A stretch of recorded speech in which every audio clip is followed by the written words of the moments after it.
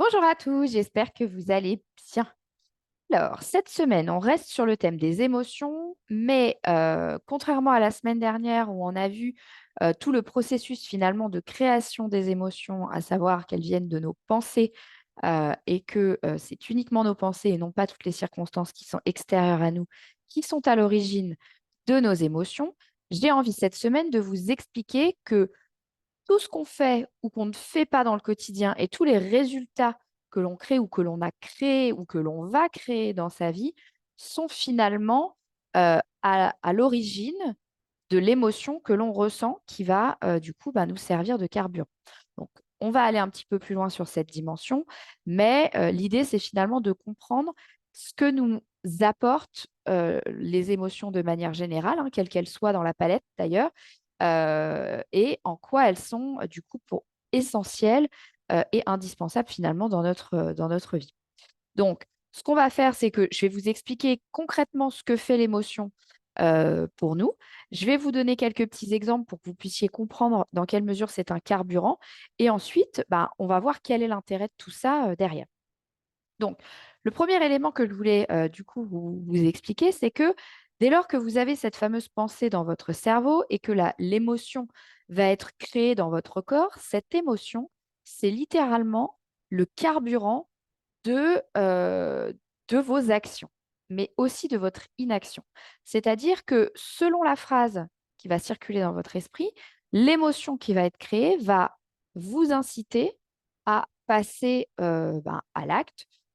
Et du coup, la somme de ces actions va créer les résultats que vous créez dans votre vie. Je vous donne un exemple très concret. Vous avez, admettons, un projet de création d'entreprise. Vous avez ce projet en tête et l'une des phrases qui circulent dans votre tête est par exemple, c'est un super projet, je me lance. Quand vous avez cette phrase qui circule dans votre tête, fort est à parier que l'émotion que vous avez créée pour vous est de la confiance, de l'excitation, de l'envie, de l'empressement, voilà, toutes ces émotions qui vont derrière vous amener à passer à l'action. Donc, vous allez très certainement préparer votre business plan, prendre rendez-vous avec votre banquier, en parler autour de vous, convaincre sur finalement le bien fondé de votre projet, peut-être chercher des investisseurs, faire des démarches administratives, commencer à convaincre, etc., etc. Et fort est à parier que avec ce carburant-là, s'il continue d'être alimenté par vos pensées, vous allez, avec la somme de toutes ces actions, créer le résultat que vous espériez, à savoir créer votre entreprise. Si, à contrario, la phrase qui s'est mise à se balader dans votre esprit quand vous avez évoqué ou réfléchi à ce projet de création d'entreprise, c'était plutôt c'est hyper risqué, ça peut ne pas fonctionner. Fort est à parier que cette fois-ci, c'est plutôt du doute, de l'indécision, de la peur, de l'angoisse, de l'inquiétude qui va, un cocktail très sympathique, soit dit en passant, qui va finalement se créer dans votre corps pour vous. Et là, probablement que vous serez davantage en train de ruminer, de tourner en boucle dans votre tête tous les scénarios possibles et imaginables, les scénarios catastrophes d'ailleurs la plupart du temps, que vous allez finalement voir tout le négatif dans le lancement de ce projet, que vous allez finalement essayer de vous renseigner au maximum pour limiter la prise de risque. Vous allez faire tout un tas de recherches pour être sûr de faire ça parfaitement et de surtout, ne pas prendre le moindre risque finalement. Vous allez peut-être suivre des formations pour être sûr de faire les choses parfaitement. Mais finalement, vous allez être dans ce qu'on appelle l'action passive et vous n'allez pas prendre d'action concrète et d'action massive pour finalement vous mettre en route et créer finalement cette entreprise. Donc, vous voyez que selon l'émotion qui est générée par la pensée qu'on a au sujet de ce projet, notre façon d'agir est complètement différente et surtout le résultat concret est complètement différent. D'un côté, vous êtes complètement dans l'inaction, dans l'indécision et vous restez là parce que pour votre cerveau, c'est probablement moins inconfortable que de prendre le risque d'échouer et potentiellement pour votre cerveau d'avoir un réel danger de survie, hein, parce que votre cerveau l'imagine vraiment comme ça. Et donc, en fonction de l'une ou l'autre des phrases à laquelle on croit dans notre cerveau et qui va finalement avoir un impact sur nous, on va avoir une expérience complètement différente. Vous allez avoir l'entrepreneur qui se lance et tant pis, qu'on n'a rien à faire finalement de se planter, qui croit dur comme fer à son projet et qui lâchera pas et qui finalement va tenter plein de choses, se planter, recommencer, etc. Et vous allez avoir finalement l'autre individu qui va pas forcément oser du coup se lancer, avoir peur de sortir de sa zone de confort, avoir peur de prendre des risques, peur des conséquences, et qui finalement va rester avec ce beau projet en tête, mais ne franchira pas forcément le pas par manque peut-être d'audace, par peur de l'inconfort, peur de l'échec, etc. Donc, en fonction de ce qui circule dans notre esprit, on va avoir une approche complètement différente et surtout des résultats complètement différents. Donc, pour faire simple, tout ce qu'on fait ou ce qu'on ne fait pas est lié à l'émotion que l'on veut ressentir ou que l'on va ressentir, ou au contraire que celle qu'on veut éviter de ressentir. Donc, d'un côté, l'accomplissement, de l'autre côté, la peur de l'échec. D'accord? Donc, en gros, vos pensées créent votre réalité. C'est Et la chose finalement qui fait que ça se concrétise au milieu, c'est votre émotion. D'accord? Donc, moi, je trouve que c'est essentiel de comprendre d'où viennent nos émotions, ce qu'elles créent pour nous et comment ça fonctionne pour que ensuite, on puisse en prendre conscience. Alors, dans un premier temps, intellectuellement, avec l'explication que je vous donne, et ensuite en allant un peu plus loin, et dans l'application, comprendre comment on peut avoir une influence sur les pensées qu'on a,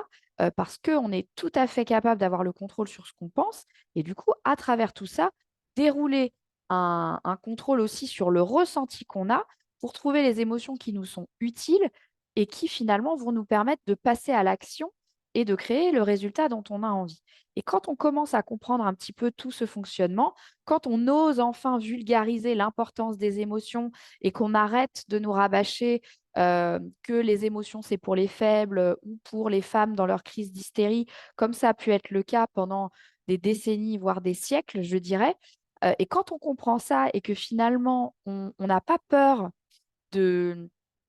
s'ouvrir à son ressenti émotionnel et finalement d'être prêt à pratiquer toute la palette des émotions que nous réserve l'expérience humaine, on comprend que finalement, on peut reprendre un peu le pouvoir sur notre ressenti émotionnel et surtout sur les résultats qu'on va créer derrière. Et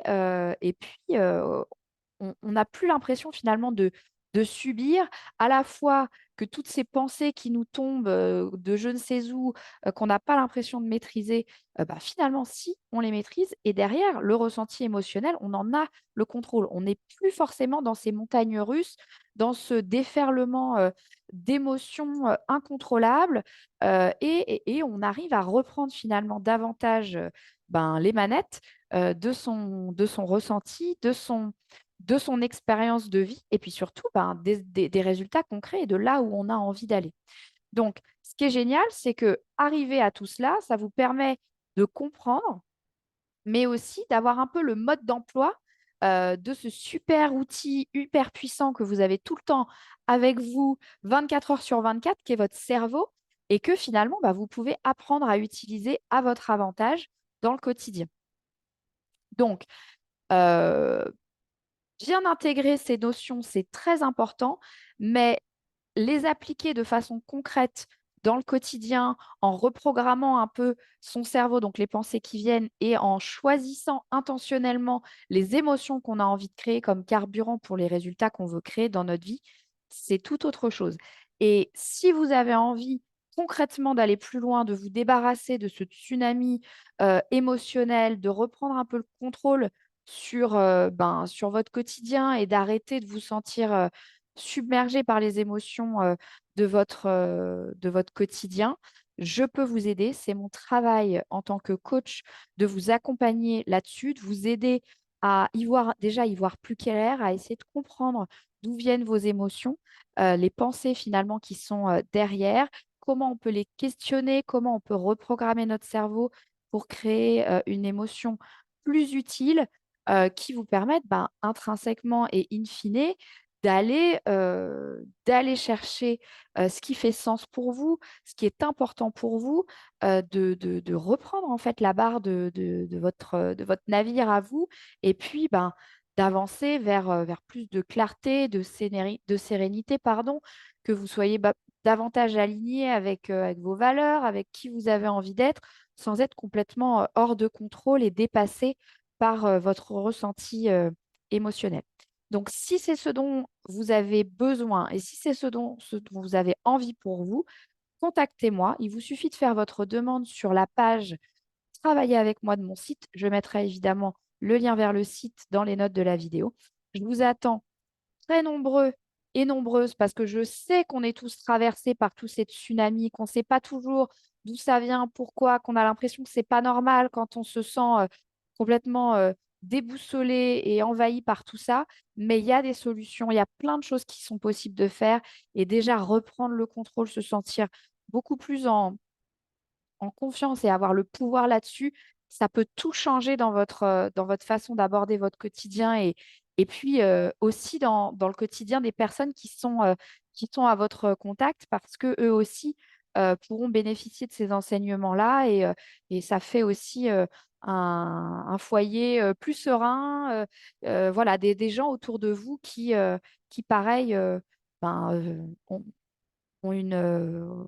je dirais un ressenti un peu moins, en dents de scie et peut-être plus fluide, plus lisse dans le quotidien. Donc si c'est ce que vous voulez pour vous, faites votre demande, et je vous attends du coup très bientôt. On continuera la semaine prochaine sur les émotions et sur ce que j'appelle le 50-50 de l'expérience humaine. J'en ai déjà parlé dans un article et dans une précédente vidéo, mais on va en reparler parce que c'est vraiment lié au thème des émotions,